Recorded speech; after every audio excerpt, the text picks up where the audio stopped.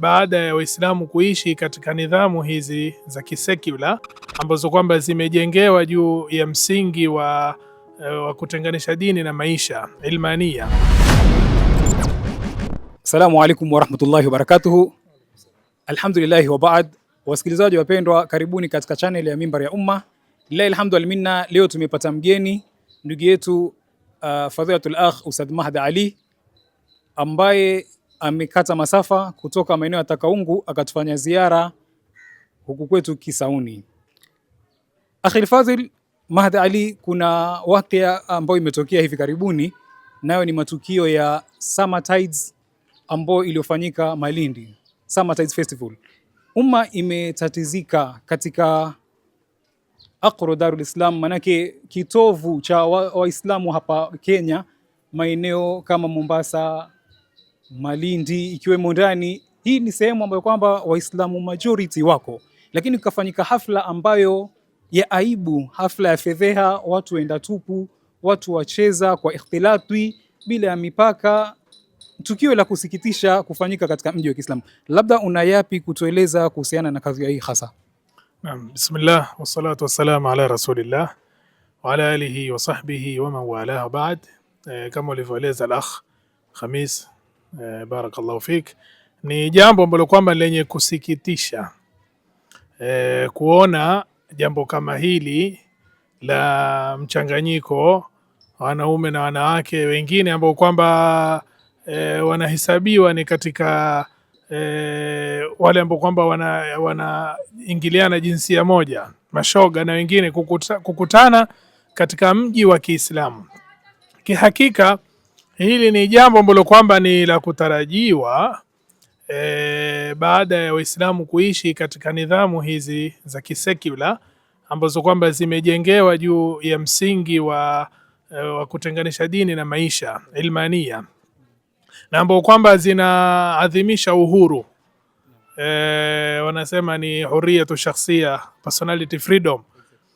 Kwa hivyo ni jambo ambalo kwamba latarajiwa kuweza kutokea mengi katika mambo ambayo kwamba yanakhalifu maadili, yanakhalifu ada na mila za watu wa eneo kama hili ambao kwamba aghalabu ni Waislamu. Kwa hiyo kutoka kuhukumiwa, yani kutoka kuingia wakoloni katika miji kama hii, na kisha walipoondoka wakaacha nidhamu zao ambazo kwamba ni za kisekula, basi machafu kama haya yanakuwa ni yenye kusambaa katika miji ya Kiislamu.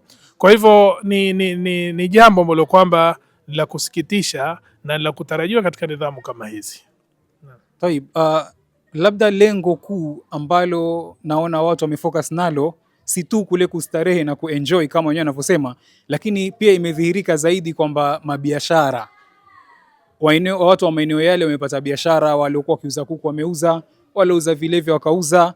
Haya machumo ambayo labda yachumwa na natija yake ama msingi wake ikawa ni msingi si wa Kiislamu, watu wamechuma lakini mahali pachafu, yani mtu yachuma mahali ambapo hapastahiki. Kuna mikiasi gani, kuna guidelines gani Uislamu wataja kuhusiana na machumo ya Muislamu, labda pia matumizi yake? Maanake walokuja pale pia wako katika hali ya kutumia mapato yao. Matumizi na mapato Kiislamu yameelezwa vipi kwa muktadha wa tukio hili hasa? Naam, kihakika ni sehemu kama zile ni sehemu za kumaasi Mwenyezi Mungu Subhanahu wa Ta'ala, ni sehemu ambazo Muislamu wacha kushiriki, bali hafai kukaribia sehemu kama ile. Lakini ukaona kwamba nidhamu ya kiraslimali ambayo kwamba iko leo, watu kila kitu wanachotafuta ni kipato. Ukaona nao kuna watu ambao kwamba wanahesabika ni katika Waislamu na ambao kwamba si Waislamu, wakakusanyika sehemu kama ile wakasherehekea. Kuna wanaosherehekea, kuna wale ambao kwamba wanafanya biashara zao. Kihakika haijuzu kwa Muislamu kuweza kushiriki sehemu kama ile, kwa sababu atakuwa yeye anasaidia katika maasi. Muislamu akiwa atakuwa labda ametokea sehemu kama ile, awe atamrisha na kukataza, lakini sio kusaidiana nao na kushirikiana nao katika kumaasi Mwenyezi Mungu Subhanahu wa Ta'ala. Sisi ni watu ambao tumehimizwa na Uislamu kuoa na kuzaana. Tuna vizazi katika maeneo jumla ya Kenya na eneo la tukio hasa Malindi ambao kwamba wameshuhudia hali ile na tukio lile labda limeingia sasa hivi katika fahamu zao na fikra zao, na labda watainukia nalo wao wakilitarajia mwaka ujao litakuwa vipi, mwaka ule litakuwa vipi. Ni lipi hasa suluhisho la muda mfupi la litakalotatua matatizo kama haya au madhihirisho kama haya katika miji yetu, na ni lipi suluhisho la muda mrefu ambalo kwamba litakuja kukomesha kwa ujumla matukio haya ya watu kufanya vituko na vioja vitaruko katika mitaa yetu?